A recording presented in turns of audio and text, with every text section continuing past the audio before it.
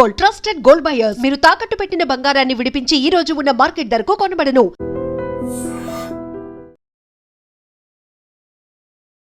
Hi, hello, నమస్తే, welcome back to I dream media. మనందరికీ తెలుసు ట్రంప్ మ్యాడ్నెస్ ఏ విధంగా వెళ్తుంది అనేది. ఆల్రెడీ టారిఫ్ వార్ గురించి మనందరికీ తెలిసిన విషయమే. అయితే ఈసారి డైరెక్ట్గా కంట్రీస్ మీద, ఒక్కొక్క కంట్రీ మీద తన ఫోకస్ అయితే మారుస్తూ ఉన్నాడు ట్రంప్. ఆల్రెడీ వెనిజులాకు సంబంధించి ప్రెసిడెంట్ని తొలగించి ఒక కొత్త ప్రెసిడెంట్ కూడా అక్కడ నుంచోబెట్టడం జరిగింది. అలాగే ఇప్పుడు తన టేక్ మొత్తం ఇరాన్ మీదకి పంపించబోతున్నాడు అన్న వార్తలు అయితే వస్తూ ఉన్నాయి. మరి ఇది ఎంతవరకు నిజం? నిజంగా ఇరాన్ని టేక్ ఓవర్ చేసుకోగలడా ట్రంప్? టేక్ ఓవర్ చేసుకోలేకపోతే ఏం చేయగలడు? అసలు దానివల్ల మన కంట్రీకి ఏమైనా ఎఫెక్ట్ ఉందా? ఓవరాల్గా దీనివల్ల స్టాక్ మార్కెట్ మీద ఎలాంటి ఎఫెక్ట్ పడుతుంది? ఎండ్ ఆఫ్ ది డే ఒక ట్రంప్ తీసుకునే డెసిషన్ ఒక కామన్ పర్సన్ ఇన్ ఇండియా ఎలా ఎఫెక్ట్ అవ్వబోతున్నారో తెలుసుకుందాం ఈరోజు ఎపిసోడ్లో. దీన్ని మనకు తెలియజేయబోతున్నారు ప్రసాద్ పేకేటి గారు, జియోపొలిటికల్ అనలిస్ట్. సార్తో మాట్లాడదాం. Hi sir. నమస్తే అండి. అంటే బటర్ఫ్లై ఎఫెక్ట్ అంటారో లేదంటే దానికి ఏం పేరు పెట్టాలో తెలియదు. ఎక్కడో అమెరికాలో, అంటే అది అగ్రరాజ్యం అయినప్పటికీ దాని ప్రెసిడెంట్ తీసుకునే ఒక్క చిన్న డెసిషన్ కూడా ఇండియాలో ఉన్న ఒక కామన్ పర్సన్ తన కొనుక్కునే ఒక కూరగాయల దగ్గర నుంచి నడుపుకునే బండి పెట్రోల్ వరకు డెసిషన్ అనేది మార్చేస్తూ ఉంది. సో ఇంత సెన్సిటివ్ జియో పాలిటిక్స్ అనేది. రైట్ నో ఇరాన్ సంబంధించి ఒక మేజర్ చేంజెస్ అనేది మన ట్రంప్ తీసుకురావాలని అనుకుంటున్నాడు అని చెప్పేసి చాలామంది చెప్తున్నారు, అనలిస్టులు ముఖ్యంగా. నిజంగా ఇరాన్ని టేక్ ఓవర్ చేయగలడా ట్రంప్ అనేది నా ఫస్ట్ క్వశ్చన్. ఓకే, సో ఇక్కడ చూడాల్సింది మీరు భారతదేశం అని చెప్పారు, కానీ ట్రంప్ తీసుకునే నిర్ణయాల వల్ల ప్రపంచమే అతలాకుతలం అవుతోంది. సో ఉట్టి ఈ ట్రంప్ తీసుకున్న టరీఫ్ డెసిషన్ల వల్ల ఎంత టెన్షన్లు అవన్నీ వచ్చేసాయంటే అది కూడా ఒక విధంగా మనకి బ్లెస్సింగ్ ఇన్ డిస్గైస్ అని చెప్పచ్చు. ఎందుకంటే ట్రంప్ దయ వల్లనే అసలు EU వాళ్ళకి కూడా వాళ్ళని ఒక పని వాళ్ళగా చూస్తూ, సామంత రాజులుగా చూస్తూ అలా ఉండడం వల్ల EU వాళ్ళు భారతదేశం వైపు చూశారు, మంచి రిలేషన్ ఏర్పరచుకుని. ఏంటి వీడు వెనుక మనం ఉండేదని చెప్పి EU వాళ్ళు డైరెక్ట్ మనతో డీల్ చేసుకున్నారు, మదర్ ఆఫ్ ఆల్ డీల్స్. అందు గురించి చాలా దేశాలు కూడా ఈ US నెమ్మదిగా ఐసోలేట్ చేయడం మొదలుపెట్టారు. దాంతో వాడికి కూడా అర్థమైంది, సరే ఈ చైనా లేకపోతే మిగతా దేశాలన్నీ యుఎస్ని ఐసోలేట్ చేస్తున్నారని చెప్పి వాడు ఇప్పుడు షిఫ్ట్ ఫోకస్ చేశాడు. షిఫ్ట్ ఎందుకు చేంజ్ చేశాడంటే, మీరు వెనిజులా చూసుకోండి. అంటే మెయిన్ ఇక్కడ వచ్చేసరికి అండి ఆయిల్ మీద డిపెండెన్సీ. చైనా వాళ్ళకి మెయిన్ ఇది జియో పాలిటిక్స్ మధ్య కాన్ఫ్లిక్ట్స్. ఎవరెవరు ఉన్నారు? 4 ప్లేయర్స్ ఉన్నారు వరల్డ్లో. First already established player US, next place వచ్చేసరికి చైనా. ఒకప్పుడు గొప్ప దేశంగా ఉండి గ్లోబల్ పవర్గా ఉండి మళ్ళీ ఆ స్థానాన్ని కోల్పోయి రావడానికి ప్రయత్నం చేస్తున్న రష్యా. ఇంకోటి భారతదేశం, ఆస్పైరింగ్ ఇండియా. సో ఈ దేశాల మధ్య మెయిన్ కాన్ఫ్లిక్ట్ వచ్చేసరికి ఇక్కడ US చైనా మధ్య. చైనా వాడికి అడ్వాంటేజ్ ఏంటంటే మ్యానుఫ్యాక్చరింగ్, వాడి హబ్, వాడి కోర్ అది రేర్ ఎర్త్ మినరల్స్ ఏవైతే ఉన్నాయో వాడికి మెయిన్ అవి. కానీ వాడి డిసడ్వాంటేజ్ ఏంటంటే 90% ఆఫ్ వాడికి కావాల్సిన oil and gas China has to import from other countries. అయితే ఈ మిడిల్ ఈస్ట్ నుంచి తెచ్చుకునే ప్రయత్నం చేస్తూ వచ్చారు. అందు గురించి పెద్ద రోడ్ ఏదైతే వేసారో ఆ ప్రయత్నాలు చేస్తూ పెద్ద ఇన్వెస్ట్మెంట్ చేశారు. సో లేదంటే వీళ్ళు మలక్కా స్ట్రీట్ నుంచి తీసుకురావడము, ఆయిల్ డిలేస్ అవన్నీ అవుతూ వచ్చేవి. కాబట్టి ఈ BRI రోడ్ అంటారు కదా, సో ఈ రోడ్లు వేసి డైరెక్ట్ పాకిస్తాన్ నుంచి అక్కడి నుంచి తెచ్చుకుందామన్న ప్లాన్లో వాడు ఉంటున్నాడు. అదే కాకుండా లాటిన్ అమెరికాలో ఆయిల్ రిజర్వ్స్ ఎక్కువ ఉన్న దేశాలు వీడు స్ట్రాటజీగా ఇన్వెస్ట్మెంట్ చేయడము, వాళ్ళకి లోన్లు ఇవ్వడము అవన్నీ చేస్తూ వచ్చాడు. వెనిజులాలో కూడా చాలా ఇన్వెస్ట్మెంట్లు ఉన్నాయి. అయితే ఫస్ట్ చైనాని కంట్రోల్ చేయాలి అంటే వాళ్ళకి వెళ్తున్న సప్లైస్ ఏవైతే ఉన్నాయో వాటిలన్నింటినీ కంట్రోల్ చేసుకుంటూ రావాలి, ఆపాలి. అందుగురించి US వాడు ఏం చేశాడు, వాడు కూడా ఒకప్పుడు ఆయిల్ మీద మిడిల్ ఈస్ట్ మీద డిపెండెంట్ అయి ఉండేవాడు. తర్వాత లాస్ట్ ఒక 10-15 ఇయర్స్ నుంచి వాళ్ళ ఇంటర్నల్లీ వాళ్ళ ఆయిల్స్ని ఎప్పటి నుంచి రిజర్వ్స్ ఉన్నప్పటికీ కూడా ఆ ఆయిల్ని వాడు తెచ్చుకుని వాడు సెల్ఫ్ డిపెండెన్సీ తెచ్చేసుకున్నాడు. అయితే ఇక్కడ మిడిల్ ఈస్ట్లో ఏం చేశాడంటే, ఈ కంట్రీలోనే ఉన్నాయి కదా మనకి, ఈ సౌదీ కానీ లేకపోతే ఖతార్ కానీ కువైట్ కానీ ఈ దేశాలన్నింటిలో కూడా మనం ఆయిల్ ఒక డీల్ చేసుకుందాము. ఏ డీల్స్ చేసుకున్నాం అంటే క్రూడ్ ఆయిల్ని డాలర్స్లో చేసుకున్నాం. అలా డాలర్ కంట్రోల్లో వచ్చేసింది it is controlling the entire economy now. ఇప్పుడు ఇరాన్ వాడు మాట వినట్లేదు. సో ఎప్పటి నుంచో యాక్చువల్లీ ఇప్పుడున్న ఈ ఖమీనీ ఎవరైతే ఉన్నారో అతని గవర్నమెంట్ తీసుకురావడానికి మొత్తం డీప్ స్టేట్ ప్లానింగ్ చేశారు. కానీ అప్పటి నుంచి రాడికల్ ఇస్లామిజం ఇంకా పెరిగిపోయి వాళ్ళు మాట వినకుండా డైరెక్ట్ చైనాతో డీల్ చేసుకుంటున్నారు. చైనాతో ఇంకా రష్యా ఇటువంటి దేశాలతో డీల్ చేసుకుంటున్నారు. ఒకప్పుడు ఇజ్రాయిల్ ఇరాను మంచి ఫ్రెండ్స్ వాళ్ళు, కానీ వీళ్ళు బద్ధ శత్రువులు అయ్యారు.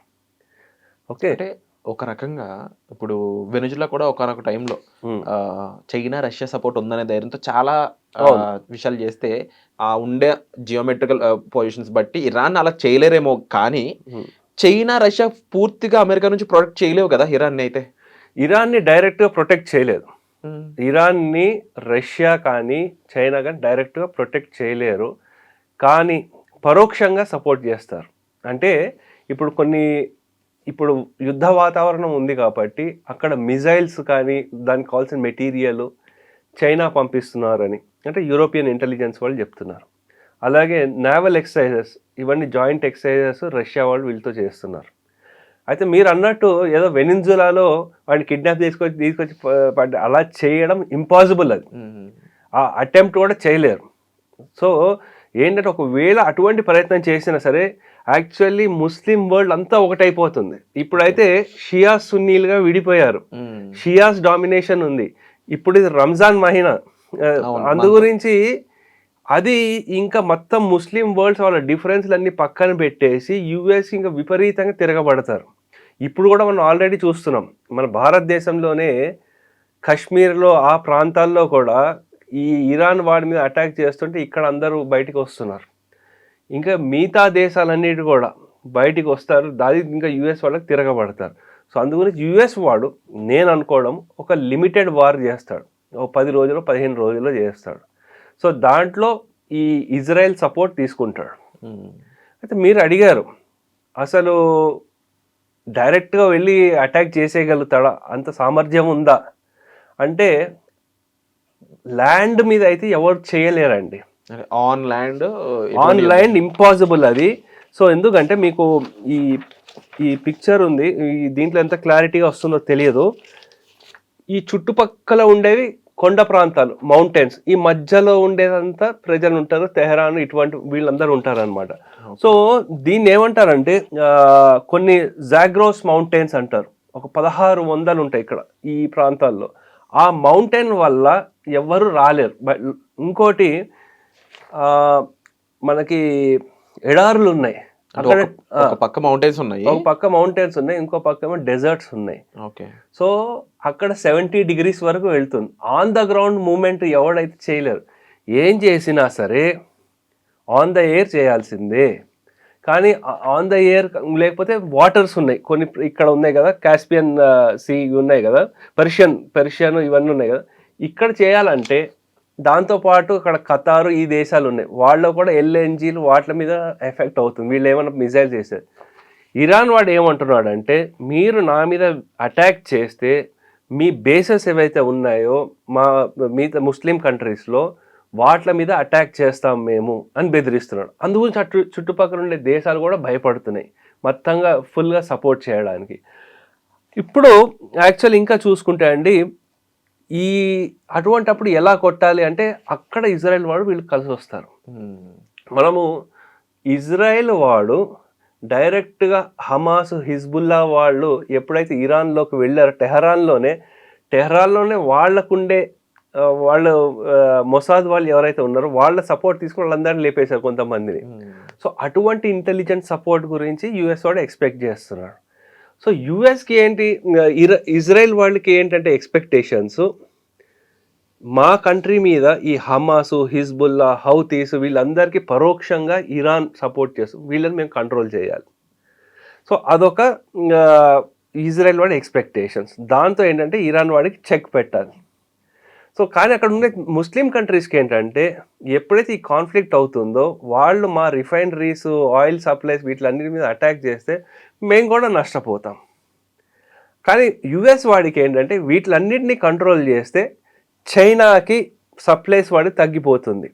దాంతో ఇంకా వాడికి విపరీతం వాడి ఎకానమీ కొలాప్స్ అవుతుంది. నెంబర్ 1లో ఇప్పటికీ యూఎస్ఏ ఉంటుంది.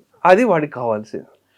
అంటే యూజువల్గా ఇంటర్నేషనల్గా మనం ఏ ఫ్యాక్టరీ తీసుకున్నా అంటే ఇంటర్నేషనల్ వార్స్ జరుగుతున్నాయి, మనకేమో ప్రైజెస్ తలకిందలు అవుతూ ఉంటాయి, క్రూడ్ ఆయిల్ ప్రైజెస్ పెరిగిపోతాయి, దాంతోపాటు నిత్యావసర వస్తువుల ధరలు పెరిగిపోతాయి, ఇప్పుడైతే బంగారం రేటు కూడా ఆకాశానికి వెళ్ళింది. మేజర్ రీజన్ ఏంటంటే ఇలాంటి అనస్థితి ఉంది కాబట్టి బ్యాంకులన్నీ డాలర్ని నమ్మలేక గోల్డ్ కొనుక్కుంటున్నాయని రీజన్ అయితే చెప్తా ఉంది. కరెక్ట్. అయితే ఇలా ఎంతకాలం జరుగుతుంది ఈ ఇంటర్నేషనల్ ఫ్యాక్టర్ కంటూ? మన యుఎన్ఓ అనేది మనం పెట్టుకున్నది ఎందుకు? ఇప్పుడు ఈ యుఎన్ఓ అనే దాంట్లో ఈ బ్రిక్స్ కంట్రీస్ అని సపరేట్గా మళ్ళీ ఇంకొక ఎజెండా ఉంది. ఇప్పుడు యూరోపియన్ కంట్రీస్ ఏమో ఇంకేమీ చేయలేనట్టు చేతులు ఎత్తేస్తూ ఇండియా దగ్గరికే వచ్చాయంటే అర్థం చేసుకోవచ్చు యూరోపియన్ కంట్రీస్కి అంత ఇప్పుడు ప్రస్తుతం డామినేషన్ లేదనేది. మిగిలిందలా మనం చెప్పుకునే 2 పేర్లు రష్యా, చైనా. ఇందులో రష్యా కూడా ఇప్పుడు అంత పవర్ అయితే డెఫినెట్లీ లేదు. వై బికాస్ ఇండియా రష్యా మధ్య ఆయిల్ తెగదింపులు అయ్యాక ఆ డెసిషన్ బట్టి ఇంకా సైలెంట్ గానే ఉంది రష్యా. ఉక్రెయిన్ తోనే పోరాటం జరుగుతుంది తప్ప ఇంకా ఓన్లీ హోప్ చైనా. చైనాని ఒకనొక టైంలో మనం కూడా నమ్మి రైట్ నో కొన్ని డీల్స్ అయితే జరుగుతా ఉన్నాయి, ఎక్స్పోర్ట్స్ ఇంపోర్ట్స్ ఏదైతే రద్దు చేసుకున్నామో తిరిగి జరుగుతున్నాయి.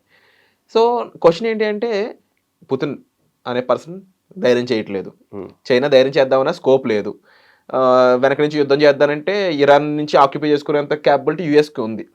సో యుఎస్లో ఉన్నదేమో ఒక మ్యాడ్ ప్రెసిడెంట్. సో దీనివల్ల ఇండియాకి ఎలాంటి ఎఫెక్ట్ ఉంది రైట్ నౌ? ఓకే, సో మీరు చెప్పిన దాంట్లో రష్యా ధైర్యం చేయట్లేదు అంటున్నారు. ఉండొచ్చు, రష్యా ధైర్యం చేయట్లేదు, కానీ రష్యా మీద కూడా డైరెక్ట్ అటాక్ చేయడానికి ఎవరు ధైర్యం చేయలేరు కూడా. ఎవరు చేస్తున్నారు? ఎవరు చేయలేరు కదా. యుఎస్ డైరెక్ట్గా చేస్తుందా, యుక్రెయిన్ ఒక ప్రాక్సీగా యూజ్ చేసుకుంటాం. అంత పవర్ఫుల్ అయినప్పటికీ యుఎస్లో లేదు మేము కాంప్రమైజ్ చేసేస్తాము. యుఎస్ వాడికి కావాల్సింది ఏంటంటే రేర్ ఎర్త్ మెటల్స్ ఏవైతే ఉన్నాయో అక్కడ యుక్రెయిన్లో కావాలి. వీళ్ళకేం కావాలి? వీళ్ళకి కావాల్సిన సీ కోస్ట్ యాక్సెస్ అవన్నిటికీ రష్యా వాడికి కావాలి. వాడు ఒక కమేడియన్ని వాళ్ళ ప్రెసిడెంట్గా ఎన్నుకున్నారు, వాడికి ఏం చేయాలో తోచట్లేదు. EU వాళ్ళకి ఏంటి, వాళ్ళు ఫండ్స్ రూపాన ఇస్తున్నారు, వాళ్ళ ఇంకా డిఫెన్స్ లాబీస్ అవన్నీ నడుస్తున్నాయి. సో అందు గురించి ఎవ్వరు యుద్ధాన్ని కోరుకోరు ఈ సమయంలో. ఎందుకంటే ఎస్పెషల్లీ ఏమైనా ఇంట్రెస్ట్, స్పెసిఫిక్ ఇంట్రెస్ట్ ఉంటే తప్ప. యుఎస్ అండి సెకండ్ వరల్డ్ వార్ నుంచి ఇప్పటివరకు చాలా యుద్ధాలు చేసింది కదా. ఒక్క యుద్ధం అంటే ఇరాక్ది తప్ప ఇన్ని యుద్ధాలు ఎక్కడ గెలిచింది? ఎటువంటి దాఖలాలు లేవు. యుద్ధము గెలవడానికే చేసిన యుద్ధాలు అయితే ఏవీ లేవు. దానికి సంబంధించిన ఇండస్ట్రీలు ఏవైతే ఉంటాయో, డిఫెన్స్ కానివ్వండి, ఆయిల్ లాబీలు కానివ్వండి, వీటిలన్నిటిని సపోర్ట్ చేయడానికి యుద్ధం చేస్తున్నారు. యుక్రెయిన్ వార్ జరిగింది, యుఎస్లో డిఫెన్స్లో ఉండే స్టాక్లన్నీ ప్రైజులు పెరిగాయి, ఆయిల్ అండ్ గ్యాస్లు అన్నీ పెరిగాయి. సో ఇవి మెయిన్ అక్కడ వచ్చేసరికి. అండ్ ఈ ఆయిల్ అండ్ గ్యాస్ డిఫెన్స్ లాబీలు ఏవైతే ఉంటాయో they form the core support base of Republican party in USA. అందు గురించి ఇక్కడ భయము, అభయము, ధైర్యం చేయడం, అధైర్యం ఏం లేదు. ఎవరికి ఏం బెనిఫిట్? ధనం మూలం ఇదం జగత్. అంటే యుఎస్ అనేది వేరే ఏ కంట్రీని కూడా ఫస్ట్ పవర్లోకి రానివ్వకుండా చూసుకుంటుంది. ఎందుకంటే ఆ ప్లేస్ని అయితే యుఎస్ కోల్పోవాలనుకోదు. కరెక్ట్. సో ఆ ప్లేస్కి ఎవరు వస్తున్నారన్నా సరే తన టార్గెట్ మొత్తం డైరెక్ట్గాను ఇండైరెక్ట్గాను అక్కడే ఫోకస్ చేస్తాను. సో ఇంకో పక్క చూసుకున్నట్లయితే నేను అన్నట్టే రష్యా అయితే ధైర్యం చేయట్లేదని అనుకుంటున్నాను ఇప్పటికీ కూడా. చైనా ధైర్యం చేద్దామని పాసిబిలిటీ లేదనిపిస్తుంది. మూడో ప్లేస్లో ఇండియా ఉందనేది అందరూ చెప్తా ఉన్నారు. ఎందుకంటే యూరోపియన్ లాంటి ఒక ఖండమే, దేశం కాదు, కొన్ని ఆ ఖండం 5-6 దేశాలతో ఉన్నది వచ్చి మన దగ్గర కొన్ని మదర్ ఆఫ్ ఆల్ డీల్స్ చేసుకుంది. అంటే మేబీ ఇండియా వైపు ఏదో ఉంది, ఛాన్స్ ఉందనే ఏమైనా చూస్తున్నాయేమో అనే ఒక హోప్ నాకు అనిపిస్తూ ఉంది. బట్ ఇండియాకి ఎంతవరకు పాసిబిలిటీ ఉంది ఆ పొజిషన్కి వెళ్ళడానికి? ఎంతకాలం పట్టవచ్చు? యుఎస్ని ఎదిరించి ఢీ కొట్టే ధైర్యం ఎవరికి లేదు యాక్చువల్లీ. అంటే ధైర్యం అంటే యుద్ధం చేసి ఏం సాధించాలి అనేది చూస్తారు కదా. సో మీరు చైనాకి ధైర్యం లేదని చెప్పారు, రష్యాకి లేదంటున్నారు, యూరోపియన్ యూనియన్కి ధైర్యం లేదంటున్నారు. సో చైనాని ఢీ కొట్టే ధైర్యం ఎవరికి ఉంది? ఎవరికైనా ఉందా? ఒకవేళ ట్రంప్ మనకి టరీఫ్లు పెంచేస్తాం ఇలా అన్నాడు, మరి చైనా వాళ్ళు ఆయిల్ కొంటున్నారు కదా, మనకంటే ఎక్కువ కొంటున్నారు రష్యా నుంచి, మనకంటే ఎక్కువ కొంటున్నారు ఇరాన్ దగ్గర నుంచి. మరి చైనా మీద యుద్ధం చేసి లేకపోతే టారిఫ్ పెట్టే ధైర్యం ఉందా? ఇక్కడ ధైర్యము అధైర్యం కాదు అంశము, ఎవరిది ఎంత లివరేజ్ ఉన్నదన్నది ముఖ్యం. ఓకే. సో చైనా వాడు ఏం చేస్తాడు, నువ్వు నా మీద ఇలా చేస్తే నీకు రేర్ ఎర్త్ మెటల్స్ ఏవైతే ఉన్నాయో మా కంట్రీలో మ్యానుఫ్యాక్చర్ అవుతుందో సెమీ కండక్టర్లు ఏవైతే ఉన్నాయో అవన్నీ ఆపేస్తున్నావు అంటాడు. అయితే ఏమవుతుంది, వాడు ఆటోమొబైల్ ఇండస్ట్రీలు ఇవన్నీ పడిపోతుంది, లేకపోతే వాడికి రావాల్సిన టెలిఫోన్లు పడిపోతాయి, ఇప్పుడు ల్యాప్టాప్లు అంటున్నారు, ఏఐలు అంటున్నారు, పెద్ద పెద్ద డేటా సెంటర్లు అంటున్నారు, దానికి కావాల్సిన మెటీరియల్ అన్ని ఎక్కడి నుంచి రావాలి. సో ఏ కంట్రీకి ఎంత లెవరేజ్ ఉంటుందో దాని మీద ఆధారపడి ఉంటుంది. చైనాకి ఎంత లెవరేజ్ ఉందంటారు? మాక్సిమం లివరేజ్ వాళ్ళకే ఉంది, అట్లీస్ట్ ఈ రేర్ ఎర్త్ మెటల్స్ లేకపోతే సెమీ కండక్టర్స్ వాటి మీద. ఎందుకంటే చైనా వాడు ఈవెన్ మెడిసిన్స్లో కూడా కొన్ని కాంపోజిషన్స్ ఏవైతే ఉన్నాయో ఎక్కువ చైనా వాడికి లివరేజ్ ఉందన్నమాట. సెల్ఫ్ సస్టైన్ కంట్రీ అని చెప్పొచ్చా, లేదంటే వేరే కంట్రీస్ ద్వారా సపోర్ట్ బాగుంది అని చెప్పొచ్చా? అంటే మీరు చైనా వాడి economy is primarily export based economy, okay, కానీ ఇంటర్నల్ కన్జ్యూమరిజం వాళ్ళకి తక్కువ. యుఎస్ వాళ్ళది రివర్స్. యుఎస్ వాళ్ళకి why US is so powerful, population wise వాళ్ళకి తక్కువ అయినప్పటికీ కూడా ఇండియా చైనా ఎంతైతే కన్జ్యూమ్ చేస్తుందో దానికి రెండింతల కన్జ్యూమర్ అక్కడ యుఎస్లో ఉన్నారు కాబట్టి వాడు కొనే శక్తి వాడి దగ్గర ఉంది కాబట్టి, దాన్ని కన్జ్యూమ్ చేసే శక్తి వాడికి ఉంది కాబట్టి వాడికి ఉన్న లివరేజ్ అది. సో అందు గురించి ఈ రెండిట్ల మధ్య ఇలా జరుగుతుంటే ఇరాన్ విషయంలో ఏమైనా జరిగితే వాడు అక్కడ ఒక స్ట్రైట్ ఆఫ్ హార్మస్ అంటారు, వాడు నేను బ్లాక్ చేసేస్తున్నా అన్నాడు అనుకోండి, 20% ఆఫ్ ఆయిల్ సప్లై మొత్తం ప్రపంచానికి బంద్ అయిపోతుంది. ఓకే. సో అది బంద్ అయిందంటే దన్నుమని ఆయిల్ $100 నుంచి $150 పర్ బ్యారెల్ పెరుగుతుంది. అది పెరిగిందంటే మొత్తం ప్రపంచం అంతా మళ్ళీ రిసెషన్లోకి వెళుతుంది, ఎందుకంటే ఇన్ఫ్లేషన్ పెరుగుతుంది. ఎప్పుడైతే ఇన్ఫ్లేషన్ పెరుగుతుందో ధరలు పెరుగుతాయో అక్కడ ఉండే ప్రజలు తిరగబడతారు ప్రభుత్వాల మీద. సో అందు గురించి అందరికీ వణుకు పుడుతోంది ఇప్పుడు. అందు గురించి ఈ యుద్ధాన్ని ఎలాగైనా ఆపాలి అని ప్రయత్నం చేస్తున్నారు. సో అది ఆ ఇంపాక్ట్ మీరు భారతదేశం అనే చెప్తున్నారు, నేను చెప్పింది భారతదేశమే కాదు యావత్ ప్రపంచం మీద కూడా ఉంటుంది. అయితే భారత్ దీన్ని మనం ఏమైనా ఫ్యాక్టర్ చేసి మనం ఏమైనా ముందుగా ప్రిపేర్ అయి ఉన్నామా అంటే, గత 10 సంవత్సరాల్లో మోదీ గారి ప్రభుత్వం వచ్చిన తర్వాత ఎటువంటి ఎమర్జెన్సీ వచ్చినా సరే మనకి ఇప్పుడు ఎంతైతే కన్జ్యూమ్ చేస్తున్నామో ఆయిల్ దాన్నే కంటిన్యూ చేసేటట్టు ఒక 70 నుంచి 75 రోజులు నిలువలు ఏవైతే ఉన్నాయో భారతదేశంలో వాళ్ళు బయట నుంచి తెచ్చుకోవడం జరిగింది.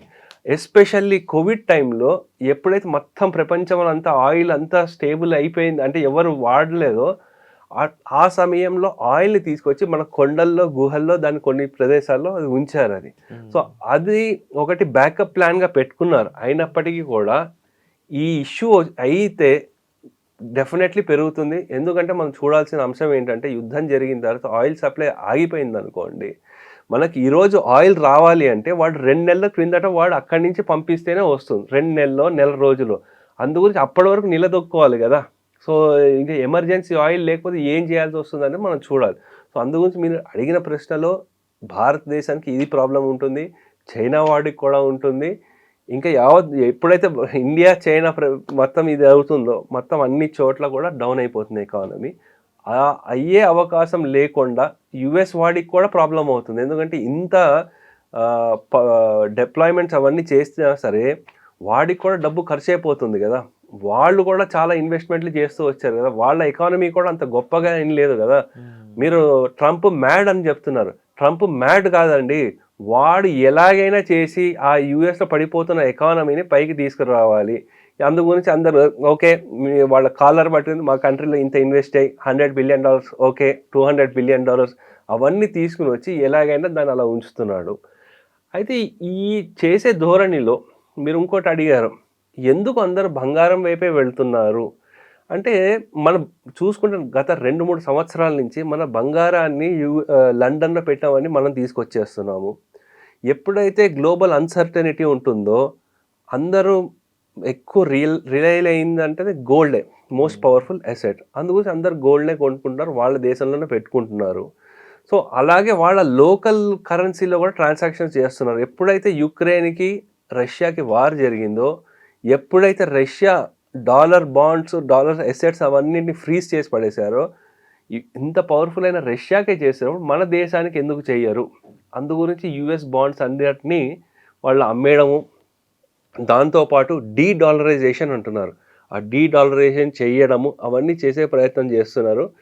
యుఎస్ వాడు ఈ ఆర్థిక అంశాలు అలాగే వాడికి సంబంధించిన అంతర్గతంగా ఎవరికైతే డిస్టర్బెన్సెస్ ఉన్నాయో అవన్నీ ఆపుకోవడానికి యుఎస్ వాడు చేస్తున్న ప్రయత్నం ఈ ఇరాన్ వార్. దీంట్లో ప్రతి ఒక్కళ్ళకి వాళ్ళ సెల్ఫిష్నెస్ ఉంది, వాళ్ళ దేశానికి ఏది మంచిదో వాళ్ళు చేసుకుంటున్నారు. సో అది మనం ఇంకా వేచి చూడాలి, ఇంకా నెక్స్ట్ ఏమవుతుందో. ఎందుకంటే రాబోయే వారం 10 రోజుల్లోనే ఈ వార్ అవ్వచ్చు అని అంటున్నారు.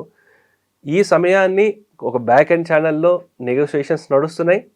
ఇంకో తరఫున ఇరాన్ వాడు ఎప్పుడైతే ఇజ్రాయెల్తో వార్ జరిగిందో 12 days వార్, దాంతో వాడు న్యూక్లియర్ సైట్స్ అవన్నిటి మీద దెబ్బలు ఏవైతే డైరెక్ట్ అటాక్లు చేశారో వాటిలన్నింటినీ వాడు రిపేర్ చేసుకోవడము, మన చైనా నుంచి తీసుకొస్తున్న మెటీరియల్స్ మళ్ళీ మిజైల్ తయారు చేయడం అవన్నీ చేసుకుంటున్నాడు. యుఎస్ వాడేమో వాడుకునే బలాలన్నింటినీ మోహరించే ప్రయత్నంలో వాడున్నాడు. కాబట్టి ఇంకా వారం 10 రోజుల్లో డెఫినెట్లీ మనము ఏదో ఒకటి చూడబోతున్నాం. మ్యాక్సిమం ఈ మంత్ ఎండ్ లోపల ఏదో ఒకటి అవ్వచ్చు అని అంటున్నారండి.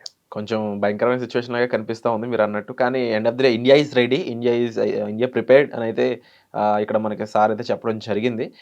But end of the day ఒక వార్ అనేది డెఫినెట్లీ ఇంపాక్ట్ అయితే చూపిస్తుంది 100%.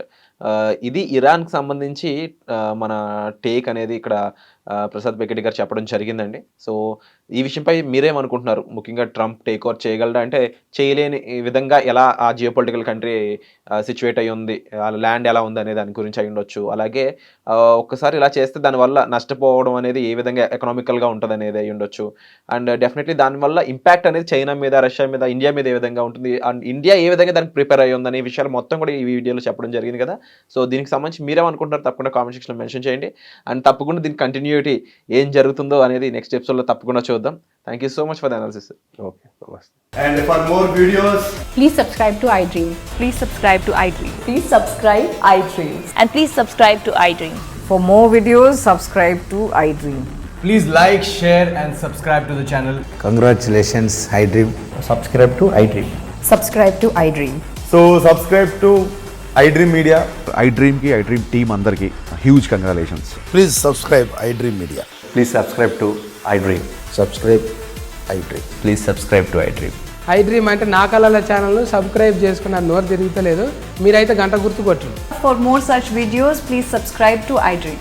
Subscribe to iDream. Please subscribe to iDream. Please subscribe iDream Media. Please do subscribe to iDream. Please subscribe to iDream Media. For best entertainment and information, please subscribe iDream. And don't forget to subscribe to iDream.